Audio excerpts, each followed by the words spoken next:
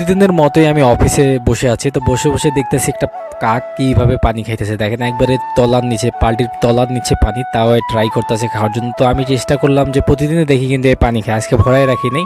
তো আমি রাখলাম যে একটু ভরাই রাখি পানি, কারণ প্রতিদিন অনেক পাখি আসে, কাক আসে, আরও দোয়েল পাখি আসে, আরও কয়েকটা পাখি এসে পানি খাওয়ার জন্য। এই জন্য আমি একটু ভরাই রাখলাম বালতিটা। আপনারাও একটু ভরাই রাখবেন, কারণ এই সময় কিন্তু কাকদের প্রচুর পিপাসা লাগে। আবার এই আসলো দেখেন, এসে দেখেন আবার পানি খাবে, কারণ এই ঠান্ডা পানি তো আমি এখনই ভরাই রাখলাম, এই জন্য অনেকক্ষণ পানি খাবে। কারণ পানি খাবে আর চারিদিকে একটু তাকাবে, মানে দেখতেছে যে কেউ আসে কি না, এই জন্য পানি খাবে আর চারিদিকে তাকাবে। প্রতিদিন এই কাকটা আসে।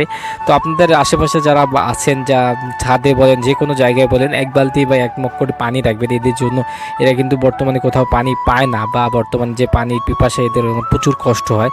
তো একটু সহানুভূতি দেখার জন্য একটু পানিগুলো রেখে দেবেন। আমি এরকম করে রেখে দিই প্রতিদিন।